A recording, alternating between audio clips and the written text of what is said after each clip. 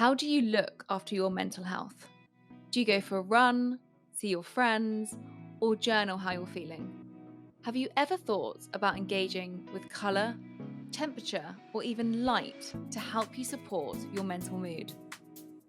In this episode, I speak to neuroscientist and Forbes recognised innovator, Ari Peralta, exploring sensory wellness, what it means, and how it branches further than the five senses we typically describe.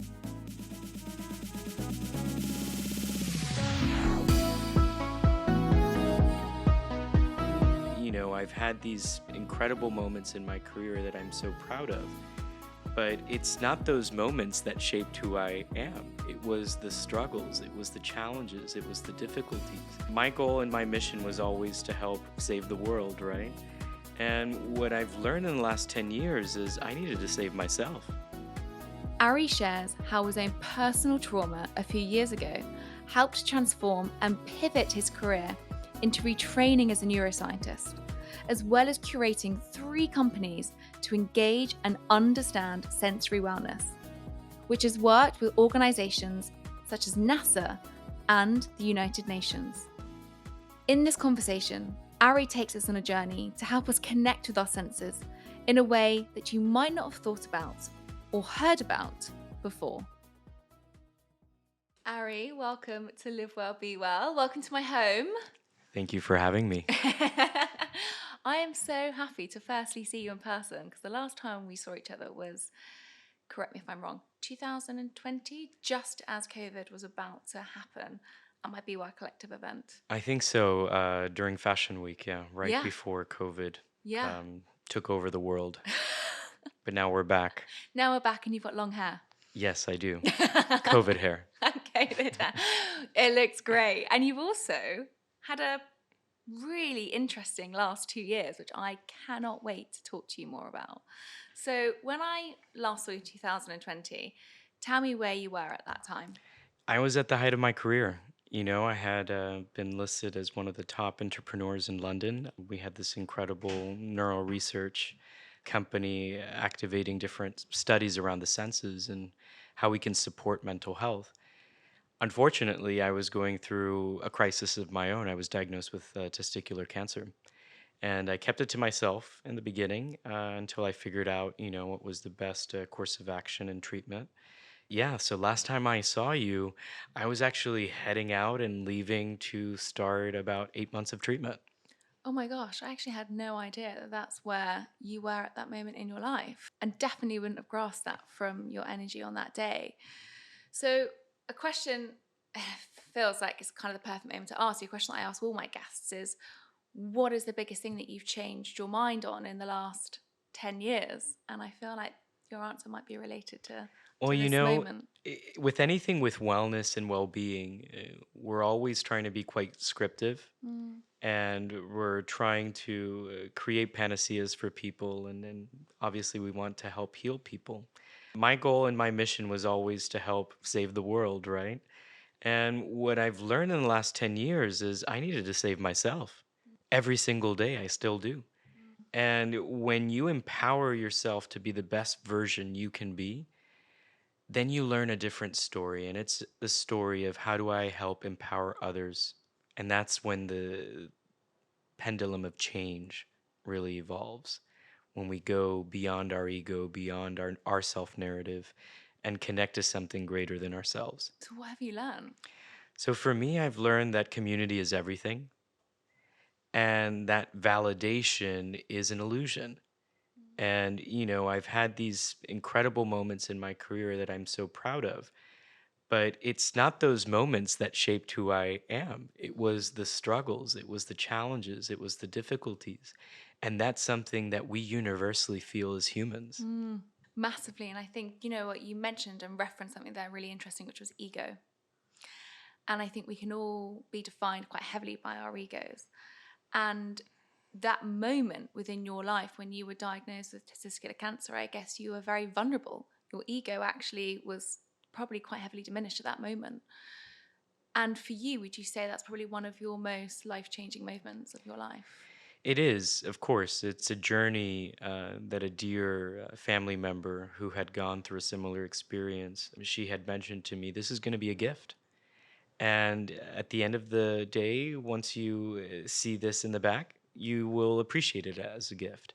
And the truth is, any challenge that makes us rethink our perspective, that makes us rethink who we are, and makes us shed some of those layers, any challenge, regardless of if it's disease driven, relationship driven, or self driven, they all are paths towards transformation. And that only reinforced my own experience, going through chemo, going through radiation, being in environments where, let's just say, it's not a happy environment. But how can we improve those environments? How can we use simple elements such as the senses to elevate those spaces and empower people in those moments that they need it the most? And I would have never pivoted my career, my life in that direction if I hadn't gone through that experience myself. Well, thank you for sharing that. That's really, I mean, and I come to this conversation not knowing that that's what you were going to say to me. So I feel really privileged that you shared that with us. Thank you. And that brings me really nicely onto where we're now, because you did pivot your whole career since I last saw you, and you've been through a huge life transformation since then. Can you tell everyone where you are now? Because the term sensory wellness, I think most people might not understand what that means. So I'd love you to explain a little bit more about where you are now, because I know you went back to school, you went back to Harvard, and you retrained in neuroscience, and it brings us to where we are today. Well, it helps to understand neuroscience when you run a neuroscience company. That So is kind of the key thing, isn't it, really? I was really privileged to work with a vast network of experts and scientists of all different backgrounds, including Charles Spence, one of the leading multisensory scientists in the world and director of neuroscience at Oxford University. But once I understood what was going on under the hood, or at least to have an idea, right, because nobody really knows, I noticed that we have such a great opportunity to use this untapped language that we call the senses, which is this code that humans as a species speak. And I'm not just speaking of sound, but I'm talking about temperature, the way we sense temperature, the way we sense light and motion and vibration, all these things. How can we use these different types of stimuli to help us overcome challenging moments? So at this point in my career, my research company, Origami, evolved to really focusing on multisensory design and how can we achieve behavioral outcomes through those multisensory interventions. Now, a big part of what we couldn't achieve maybe 5 years ago, we couldn't capture data to be able to then create a personalized environment. And the senses are personal, they are perceptual, and so is wellness, so is well being. It's personal, it's perceptual. Your definition for it changes throughout the day, every day. Yeah. And I think, we're in this moment where wellness needs to evolve, and we're so proud to be part of that wave. I love that. I have so many questions from that answer to ask you. But before I go into the senses, and I really want to talk through the five senses, as you reference, it's not just the taste, the smell. We're going to go into what that actually is defined as in your eyes. But before I do, I'd love to touch upon this word wellness, because I think you and I have a very similar understanding around this term wellness. I think it can be quite faddy, quite a big marketing tool. And it seems that in this wellness boom, we all seem to be living these healthier lives, but actually more unwell lives. Can you just give me your So perception around this term? it is tricky, right? And I think that we should never get tunnel vision around some of these umbrella terms, even mental health. Yes. Or sustainability, for example. These are just attempts for us to explain a category of things that's mostly driven by market facts. So, for example, I'm going to be speaking at the Global Wellness Summit in Israel in a few weeks. And, they've done an incredible job quantifying the value of wellness in the market. So when I hear the word wellness, I see it now as a market category versus as an outcome. Yeah. Now, when we talk about well being, I think we're starting to see healthcare environments stop using health and starting to use well being. We're seeing workplace no longer talking so much about mental health and literally now talking about well being as the outcome. Now, well being is complex because we are complex. We are these incredible beings, these systems within systems that operate in this reality that's really translated by our senses.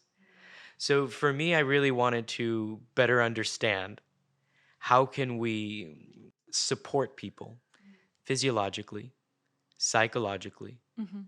socially, environmentally, financially. So well-being is multifaceted, many, many, many layers, and they change.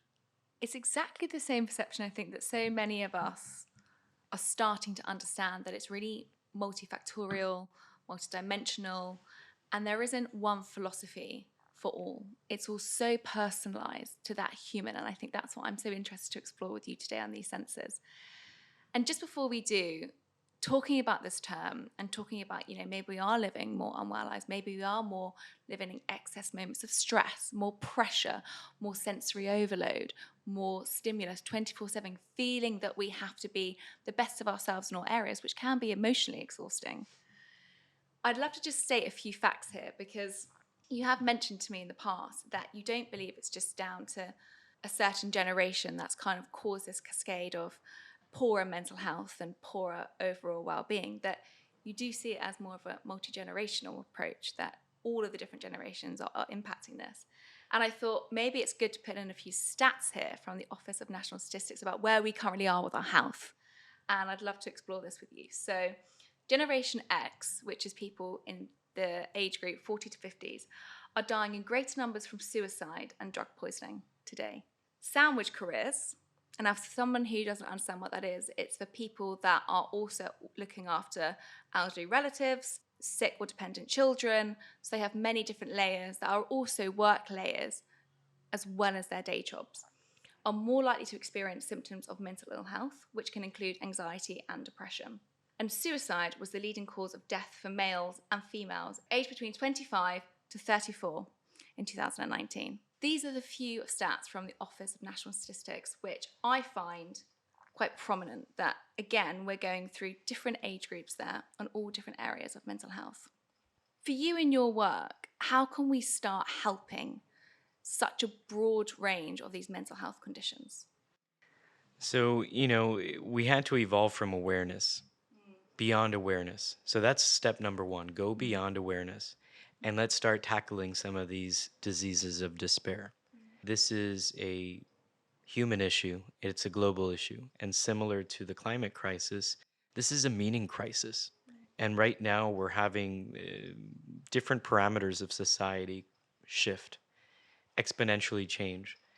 And while Moore's law is on full mode, we almost need like a Moore's law for humans, right? We're living in a massively accelerated world, in this hyper physical and overstimulated world where we travel faster than we can think, where we compute things faster than what we can emotionally handle, and we're stuck in between.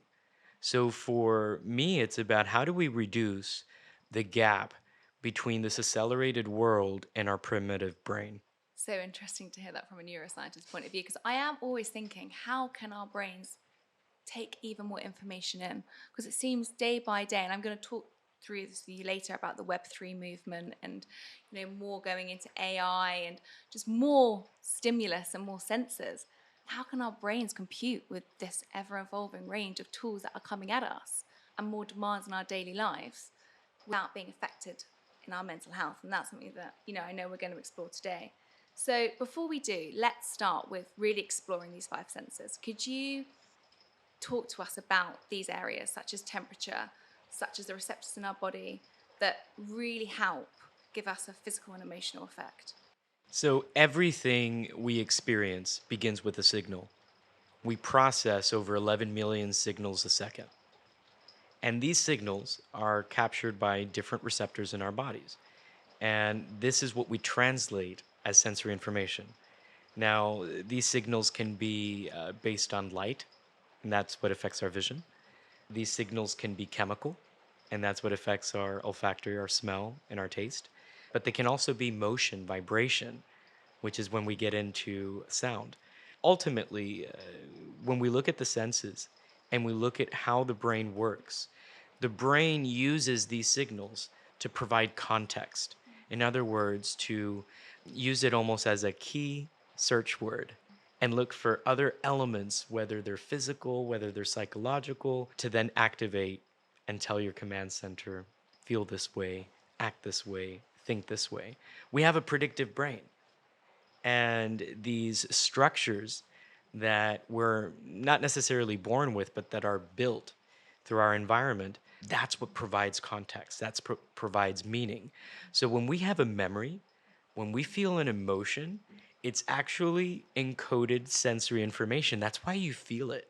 That's why you go there. That's why you don't necessarily walk into that moment, but you start getting these little flashbacks. So think for a second like your favorite meal This growing is what up. I was just thinking in my mind. I'm kind of going back to my mum's. Actually, my mum, that's a lie. My grandmother's cooking. My mum's not a very good cook. Sorry, mum, if you're listening. But my grandmother, and when she used to make us roast dinners on a Sunday, and nothing tasted as good as her roast dinner. Now, can you go in your mind? Where were you in one of those moments when she was making that roast? At her house, Which room? in her dining room. Can you recall one time what she was wearing? Yes, I can. She was wearing a pinstriped blue dress.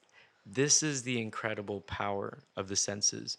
It's a language that, again, once we tap into it and understand it, and through different kind of conditions that we've explored, how the senses work, including Alzheimer's, including autism, they've helped unlock this whole Pandora's box with the Wow. senses, because not only did you just recall that memory through voice, but you were able to pick up sensory information from smell to taste, because you even salivated there a moment. You tasted it.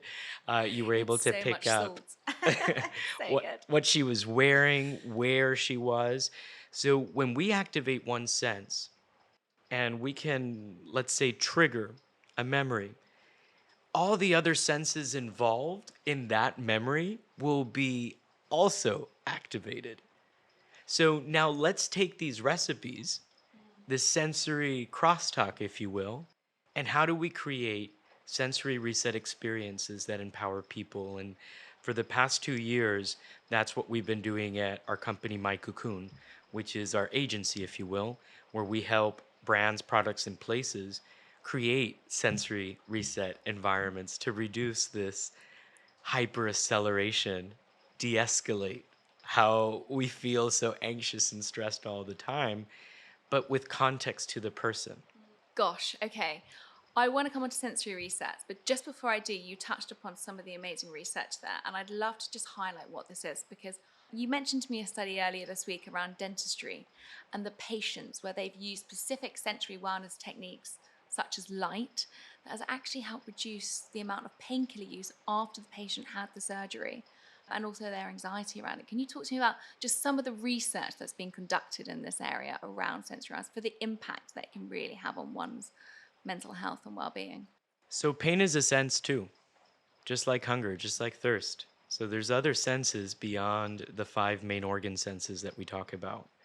And specifically with dentistry, we've been working with Dr. Miguel Stanley from the White Clinic, considered one of the top 100 dentists in the world, based in Lisbon. And we've been working with our award winning wellness lighting, my Cocoon non flicker colored light. And by giving people a test, a simple, intuitive test, no words, just selecting what color they're feeling in that moment, and enabling patients to slightly change the environment through lighting and the color temperature of the light, we've seen a drastic reduction in pain. We've seen a drastic reduction in pain medication intake.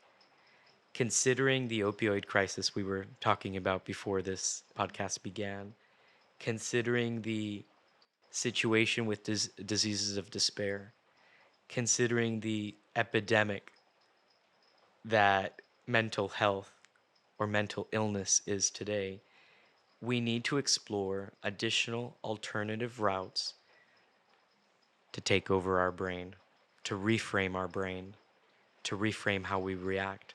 So when we talk about sensory resets, and when we talk about how to create these kinds of experiences, whether it's in a dentistry office to reduce pain or inside a retail store to reduce buyer's remorse, we're using the senses to build upon existing experiences and memories that you already have versus bombarding you with additional experiences that, to be honest, you're not going to remember, you're not going to keep because it has no meaning to you. We want to help people grow and change.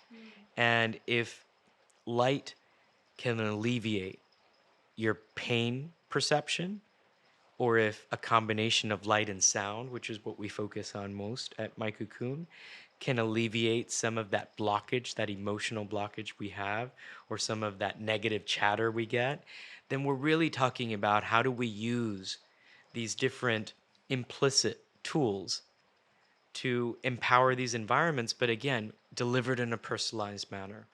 And by us using color, we're able to trigger a very elemental part, a very primary part in our visual processing.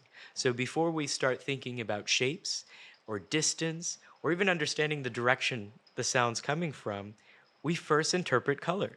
So we wanted to use non contextual color, abstract color, that changes, that takes your mind away completely. And suddenly you see magenta and I don't know, Sarah, what comes to your mind when I say magenta or when you see magenta? I don't actually know. I feel like I'm really put on the spot. What comes to my mind when I see magenta? Can I not have an answer? Well, just what happened right now already proves the point. So your brain just started collecting information. It's starting to try and piece together what it looks like. And when you're actually exposed to the light, you actually have a physiological reaction, not just a psychological one. So your light cells or light sensitive photons in every single cell of your body start reacting to that light. Now, ultimately, it's about your psychology. So if you start thinking about other memories, other thoughts, other things, we're starting to break the pattern of what you were thinking before. And these are the kind of micro interventions that we need currently today at the workplace, in hospitality, in healthcare, name it. I want to tell you about my secret weapon that has become my savior in recent months. All Plants deliver delicious, healthy, plant-based, chef-made meals to your door, which are ready to heat and eat when you need them. Their dishes contain at least 2 of your 5 a day, and some even 4 of your 5 a day. My personal favourite is the miso and tamari tofu bowl, which also won a Great Taste Award this year. All Plants are also Europe's largest plant-based kitchen, which isn't a surprise when you see their fantastic variety of meals. Head to allplants.com to order and subscribe for your first order, and you can save a whopping 25% off when using the code LWBW. All Plants save me time and have been a huge saviour in making sure I stay healthy even when busy. And I hope they can for you too. Make sure you use the code LWBW for 25% off. So there's 2 really big questions here. Now, do you remember that viral dress, the gold and the blue dress, that everyone was seeing 2 different colours and lots of couples were getting in arguments about it, and it was on every single Instagram thread I could see. It was in newspapers and you couldn't figure out if it was gold or if it was blue, I think it was, the other Correct. one, gold and blue. I think I saw gold. I know our producer saw both, gold and blue. But 2 things come to mind. Why does that happen? If that's your sensory perception, are you psychologically wired in that way that you're perceiving it? And what happens if you're colorblind? Because I'm kind of thinking here 2 distinguished angles. Can you still have the sensory wellness effects if you are colorblind, and how does that work? Why were people seeing these 2 different types of colors on this gold or blue dress? And was it gold or was it blue? It was both. Was it? Yes. I'm And looking at our producer. but She was here's the right. thing. Here's the thing. It was both because everyone's right. It can be whatever you saw it as. So that's the reality you perceived. But are That's the these reality you like our accepted. producer? Is she like this extra special person because she could see both? Well, Why? let's talk about that a little bit because color is an interesting topic. Color is a computation in our brain. So it doesn't happen outside of our bodies. It Okay. happens inside of our bodies. So when we see light, we have different light receptors inside our eye. These are called cones and rods, and some of us have more than others. In particular, about 12 to 15% of women are what we call tetrachromats. And I believe your lovely producer, Roxy, that's what she is. And she sees colors in between colors. Now, that doesn't change the color that you saw because it's what you perceived. So, what's interesting, going back to the senses, going back to color, going back to sensory perception, perception's reality. Our brain does the best job it can to predict the reality we're in, but it's not always correct.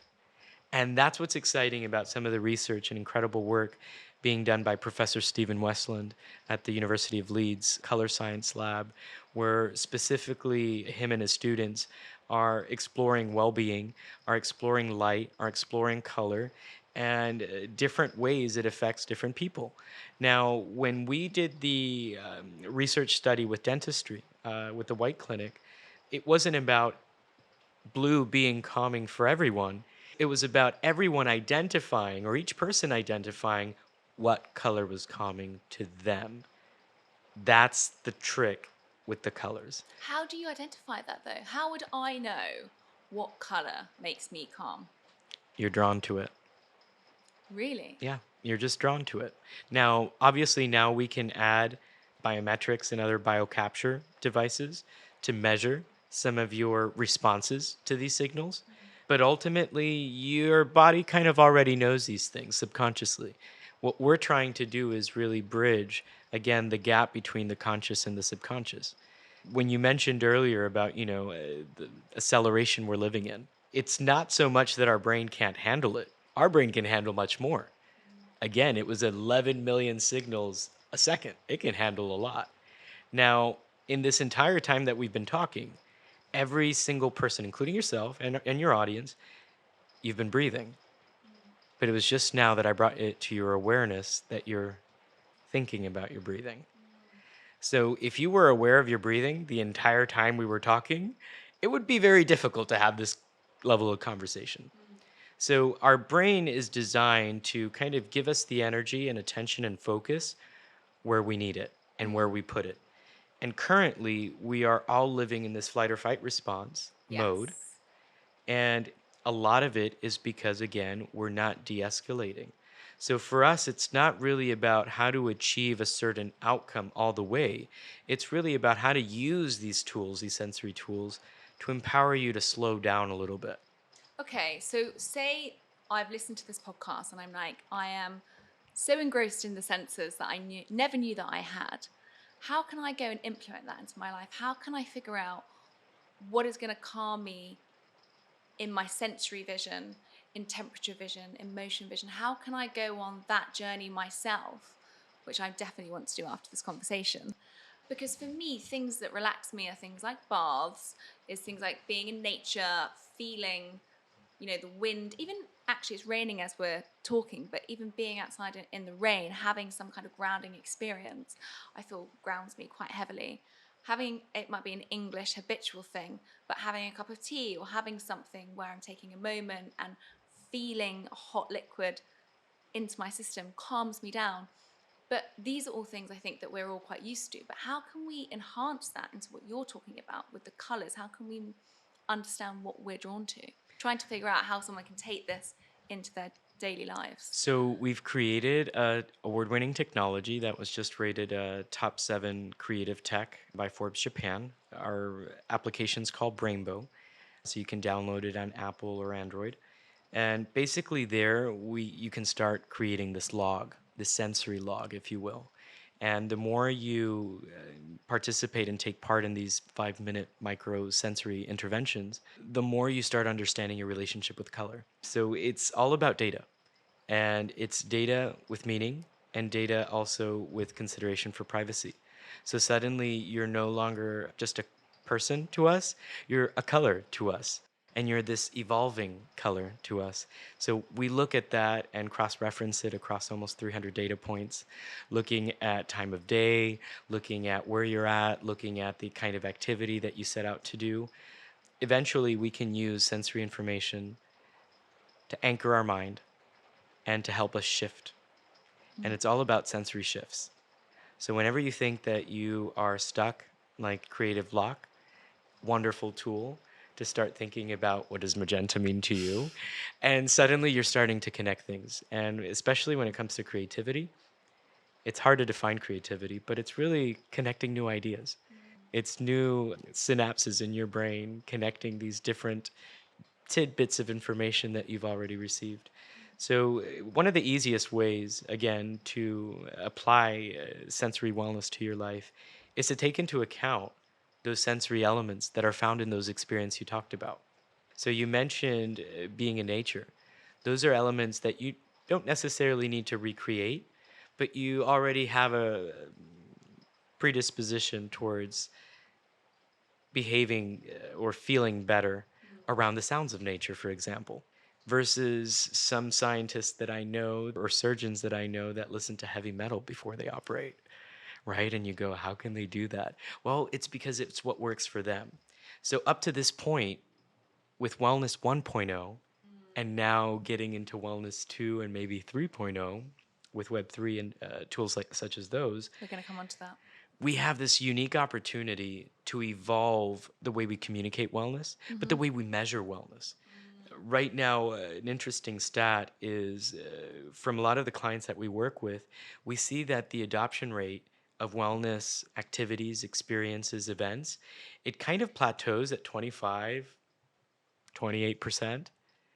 And there's an issue with that because there's a whole lot of people that are seeking, willing, and able to participate, but it's not being positioned in a way that it's friendly to them. And I think that's what's really important about bringing more diverse and neurodivergent people into the conversation because it's going to expand our definitions for well-being, which is what we need to continue doing. I think we've made a great effort with that 25, 28%, but now we need to continue. And this is going to be done through different methods. So I'm really excited to see things like wellness music continue to evolve. And beyond yoga music, I'm starting to see hip hop and urban music become more wellness. I'm starting to see EDM music or electronic music. So that's exciting. So I'd love to give you a case scenario because I'd love to know how you actually equipped yourself when you feel off balance. Because as you just said, with the adaptation rates of up to 25% of people engaging in these wellness techniques, and I really do agree with you that, we really need to work harder on actually how can we break down those barriers and reach more people with these concepts. But for you, for someone who's flying a lot, who is running not just one companies, but up to 3 companies, I want to say, I think I remember you telling me earlier, which is just so fascinating that you're doing all of this and having time to squeeze in this podcast and doing events in the evening. You must have times when you yourself feel off balance.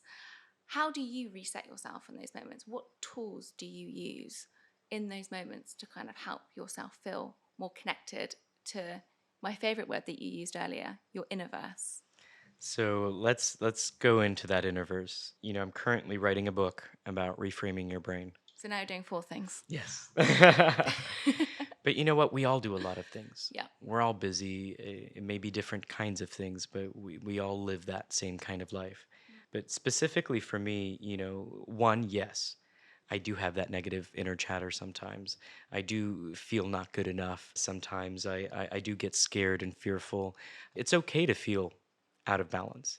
So the first part is being aware that not feeling okay sometimes, that's okay. That's part of the human experience. So, wanting to heal every single moment doesn't necessarily work in my book.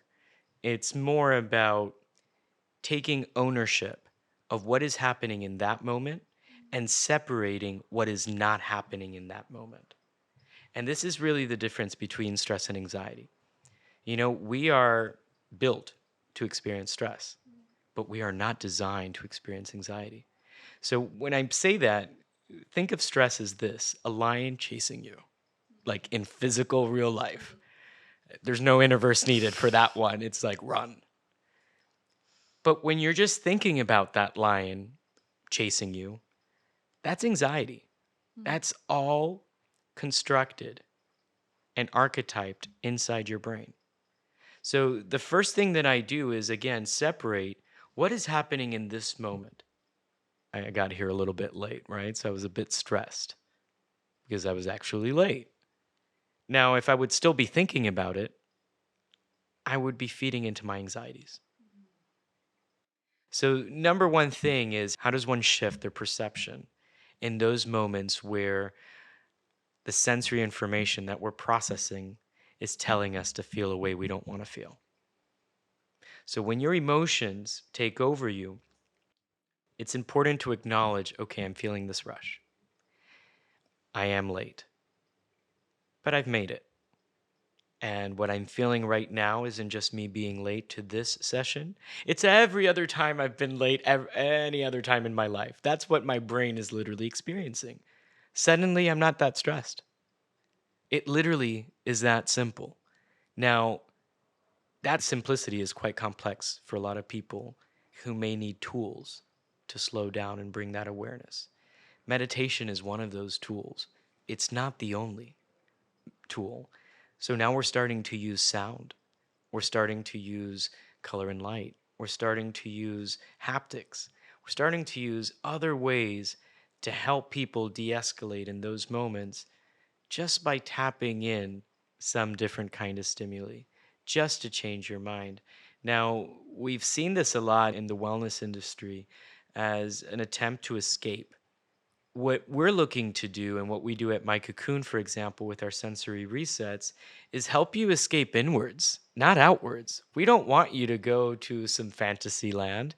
We want you to go into you and try and overcome some of these deeper constructs, foundational challenges that we have in our thinking.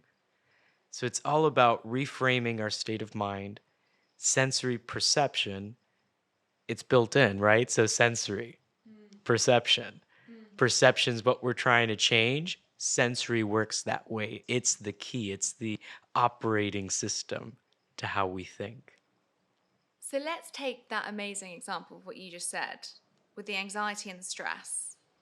And one way that I feel like I've actually tried to interpret that in my life is changing the lights in my bedroom from these strong halogen lights to these more calming lights.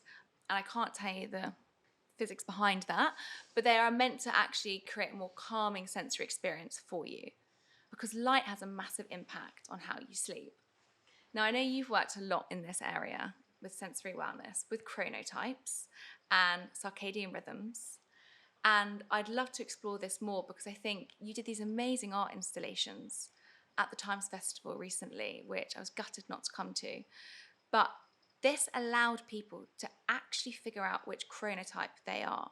Now, before we get into understanding this, first of all, could you just tell everybody what is a chronotype and why is it important for our overall mental health and optimal well-being? And then how have you created this own sensory perception sculpture that allows us to be more drawn to which chronotype we may be?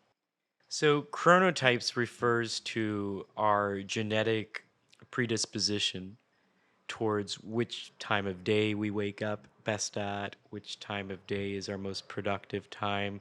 It's basically a code that's embedded in our DNA, specifically our PR3 gene, and it dictates our wake sleep cycle. And that wake sleep cycle dictates our energy patterns throughout the day, throughout our lives. Now, this is not just humans, this is every living being on Earth. And the relationship we have with light is mostly with our sun. So we follow these patterns, these natural patterns that we call a 24-hour cycle from the perception we have. Now, we wanted to go deeper into that, and different researchers have highlighted animals that symbolize these chronotypes, such as bears, such as wolves, dolphins, etc. Larks. Ow. Yeah. Owl, night owl. And a lot of times, you'll find some of these common phrases that are used to highlight them, but we wanted to explore it a little bit deeper and more abstract. We wanted to explore and connect different wavelengths that happen with the sun at different times of the day. And we basically created four different sun sculptures, sunrise, a midday sun, afternoon sun, and sunset. We worked with teams recreating some of the wavelengths that are experienced during those times of day in terms of light and color.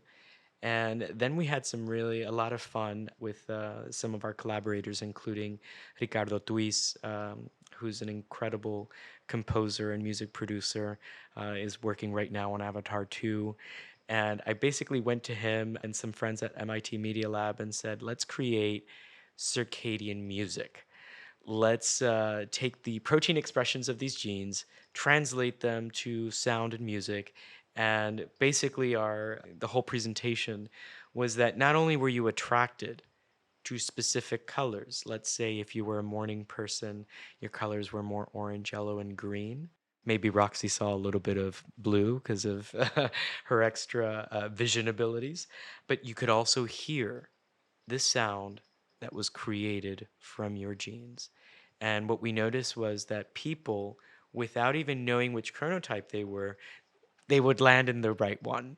So it was almost like this magnetic attraction, if you will, this subconscious attraction to this combination of colors and combination of sounds together. Now, this is just one way of many that we help people engage with science, engage with technology, but ultimately become the experience themselves. I think the future is not so much about experience building or store building, it's about mind building. And that's when you are the conduit of the experience itself. You always were. It was just us as designers, we didn't put you in the driver's seat. But now, we're able to do that. And some technologies, such as augmented reality and projection mapping, are also allowing us or giving us the ability to customize what you perceive in these experiences. Oh, wow. In what way? Well, we're able to capture how different people react. And again, as we empower you with sensory data, we're heading towards a future where we'll have sensory profiles. And how amazing to be able to bank and archive your sensory preferences and be able to take them from environment to environment. Our next partner is a trusted and highly concentrated omega 3 brand, Minami. Did you know that it's important to consider an omega 3 supplement if you do not consume 1 to 2 portions of oily fish a week? Because omega 3s contribute to a normal brain function, a healthy heart, and vision. So, lucky for you guys, Minami is a brand I wholeheartedly recommend for the whole family as they stand out from the rest. They are the omega 3 experts. Minami is one of the highest concentrated and pure omega 3 brands available in the market.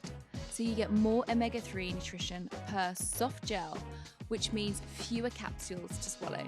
They have a high concentration of 90 to 95% of omega 3 per capsule. They are free from solvents and fillers, and they have a low environmental impact, sourcing sustainable fish from unpopulated water of the South Pacific.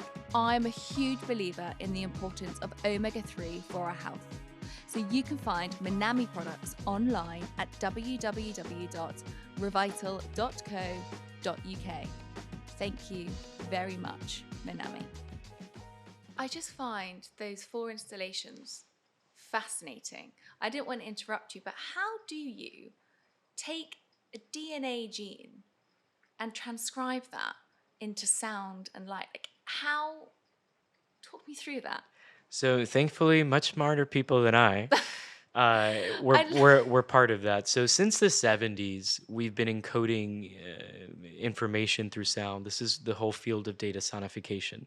A lot of space work, especially some of the projects that I do with NASA and some of the art and science organizations that I form part of, such as SciArt Exchange, we take massive amounts of data, add musical attributes or values to that data, And then now through spatial sound technologies, you can experience data through sound in a different way. So we took some of the incredible work that was really pioneered mostly at MIT Media Lab as early as the 80s and 90s, looking at data sonification. And when the human genome was mapped, that was one of the fun creative projects that came out of MIT Media Lab. So we just wanted to take it to the next level and say, okay, since we already have the systems and frameworks to translate genes into music, can we look at specific genes and can we use those almost in a therapeutic experiential kind of way? And that's what we did with circadian gene. And so, do you see this transcribing into Web3? Of course. And before we even go into that, I feel like I should actually, can you explain what Web3 is to everybody who's listening?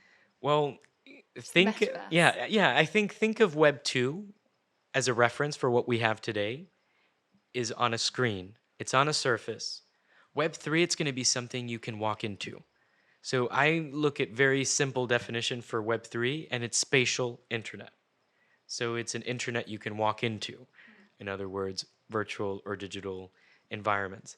Now, we're going to carry over all of our problems from this reality It's that one. into these other alternative perceived experience realities. And that is why it's important to start having the conversation about well-being, about mental health support in virtual and digital environments today so that we're not retrofitting wellness and well-being and mental health into these environments later. And a great example is Facebook. Mind you, now Meta company, but I'm talking about the platform. I respect what they do, and I'm glad that they have created certain technologies. But ultimately, a lot of the issues that have been experienced by social media platforms could have been avoided because we could have predicted those would have happened.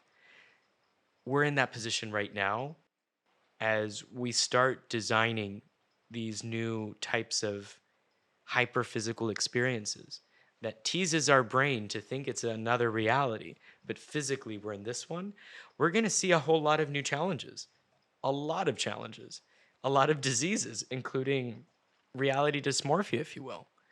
So we need to embed these kind of values wherever we go. And I think that is the greatest thing that we can do with technology. Technology isn't just what we plug into a wall. Technology is any tool that extends our abilities as humans. So for me, I'm not afraid of technology because we are technology. And I think it'll be interesting now with sensory design and sensory enrichment of these virtual environments because it'll feel real and it's going to really put us in an interesting situation where we have to rethink or redefine what is real, what is reality. And I believe it's sensory perception. Sensory perception identifies our reality. And right now, we are so driven by self, by consumption, by ego, that we can use some of these opportunities, some of these technologies as a moment to self reflect, as a moment to grow, as a moment to exercise our emotional intelligence. We're not talking yet too much about that in the metaverse, but we're starting to. And we're starting to see incredible organizations, such as one that I advise for in Canada, Blossom, great platform enabling wellness providers to make money in the metaverse, to create wellness experiences and coaching opportunities virtually. And that's the kind of change that I'm all down for. But do you see things such as Web3, or when we're escaping into this digital reality more, harming our mental health? Because I think what we have seen, especially through something like Facebook or Metaverse, Instagram, social media, TikTok, we've started to really detach from our communities. And I know in the beginning you said one of the most important things you've learned in the last 10 years is a sense of community. And for me, I just feel like even in my lifetime, I've seen such a big detachment of communities because of the digital interactions we're having. And it's not to demonize them at all, because there's also so many positives that have come out of that. You can speak to people halfway across the world and stay in contact with them. You can FaceTime them, you can still feel connected. But I do still see a huge spike in poor mental health because of these digital realities. Like, what's your take on that? So, I go deeper because I think one thing is to put everything under the category of digital realities and assume or contribute disease of despair that we're suffering from today at exponential rates to those. But I don't quite see it that way. I look at what's happening in the brain. And a great book for reference is Dopamine Nation. So, we're rewiring our brain, which is why I want to help us reframe it. That's when we get a message and we get that dopamine hit, isn't it? Yes. Yeah. So it's ultimately more about the notifications, the constant notifications, and altering what we call our dopamine threshold. So dopamine, for those out there who may not know, this is a neurotransmitter. It's a chemical released inside our brain, created inside our amygdala, as a response to sensory stimuli. Now, it controls our attention, our focus. It influences behaviors such as addiction. So we're tapping into the addictive part of our brain to build these godlike technologies. Again, back to our primitive brain. So, I'm looking at how do we catch up, going back to the Moore's Law for humans. I'm more interested in what role do we play and can we play to optimize ourselves in these environments versus these environments optimize themselves. And I think that's the unique opportunity that we have to evolve this perfection seeking from wellness and just being the best version of who we can be in that moment. That's great. And it's something that I personally practice every day. I do that one day, a week, a month, a year. And I can tell you for the last 5 years, I've been living the best version of myself every single moment. Can you talk me through some of these practices for you personally? Number one is framing your day. As I'll share and expand a little bit more once my book's done, it's all about reframing your perception. So in the morning, we are born with some kind of perception already. We rise and we're like, oh, okay, I feel this about today. Tell your story. Take over the driver's seat of what your mind is thinking and guide it. Don't force it, but guide it. So I have these inner chatters, just like what we all experience. And I basically don't give it the authority to make me feel a certain way. And literally, that is the greatest advice that I've been given by people that aren't just successful in what we look at success through the lens of business or financial, but are actually happy, fulfilled, and meaningful people who live meaningful lives. For me, it's always about rekindling, reminding myself what is my purpose. And it's okay for your purpose to change, to evolve, but it's important to check in with that purpose each and every day. I do that in the morning. I am a early riser. I love waking up very early. So for me it's that peace and quiet before the world wakes up, if you will, or at least the world around me, that empowers my productivity, my creative thinking, my analytical thinking as well. Everyone is different. We all use music as well to kind of help and train. So it's things we're already doing. We're just now bringing awareness to how can we optimize these things and make it, I shouldn't say even better, but make it more contextual for us so that it works better for each person. And so this is my final question, which I think relates so nicely to what you've just mentioned to your daily practices and the reframing of the thoughts and creating that toolkit for you daily for a check-in, which I think is really important. Like, how often do we check in with oneself for what's important for ourselves? Where are we in that moment? And how present are we in that moment? But what does live well, be well, Ari, mean to you? It means being your most authentic self without the layers of fear that typically drive and shape who we are. For me, it's been a journey of losing myself, literally, physically, to be able to find and to connect with something greater than just me. And I think identity is this double edged sword because I don't exist without you, you don't exist without me. But at the same time, we don't exist without each other. And I think that's where we need to aim for in society. To live well, to be well is community, it's to be one. And that's why we need to heal. It's so that we can remove these layers of self and no longer put it through that lens. And when we see life through a greater lens beyond our senses, that's when you tap into something that is very difficult for people to describe, but you feel it. You feel it when somebody you care for embraces you. It's that you can't describe these things, but you feel it. You can connect to it. And from a neuroscientific angle, we have neurons dedicated to this. They're mirror neurons. So there's a particular part of our brain craving connection. And I think today we have an interesting moment where so many things are changing, where so many definitions are blurring, where so many different types of people are now thankfully part of the conversation. But that means we also live in a fragmented world, hyper fragmented world. So for me, living well and being well is being the best version of humans that we can be.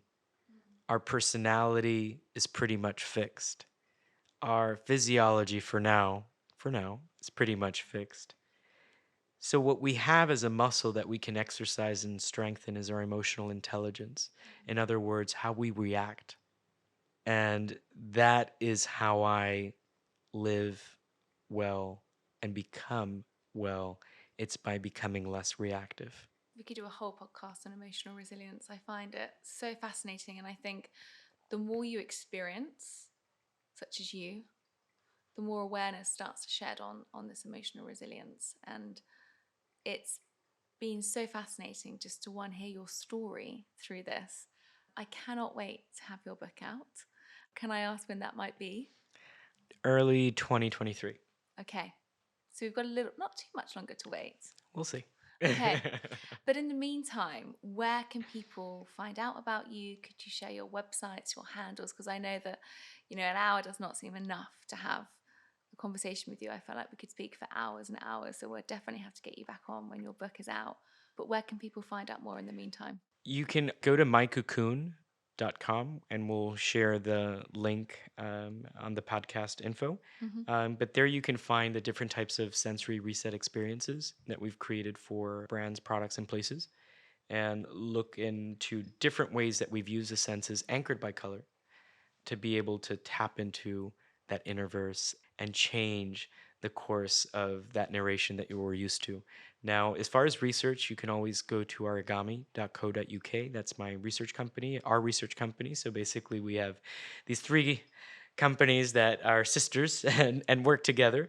But there you'll find the latest in sensory research applications, and recently even on sensory wellness in metaverse and other types of environments. Ultimately, I would love to recommend a few books for additional reading and just as an additional resource.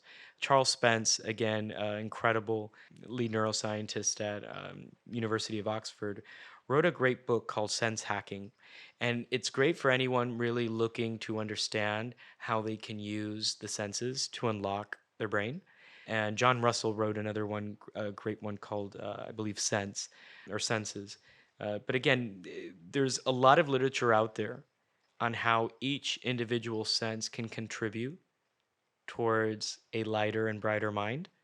Now, what we're understanding, since people are different, and since this is all perceptual and personal, there's a code for everyone.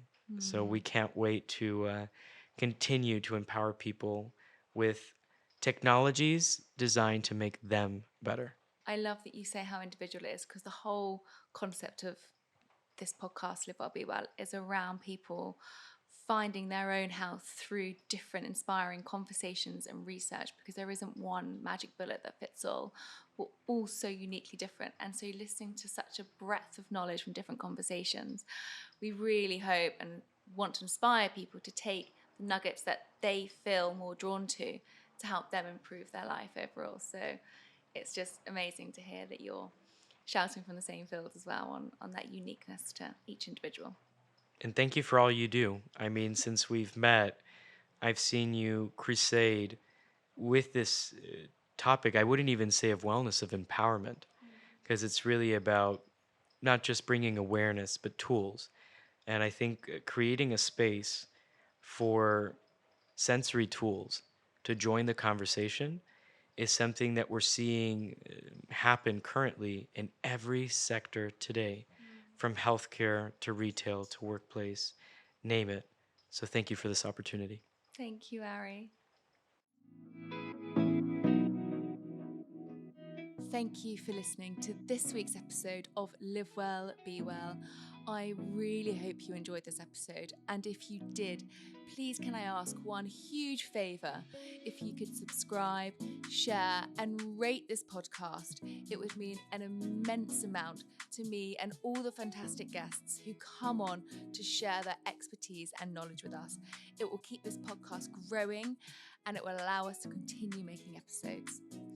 Until next week, I hope you all live well and be well.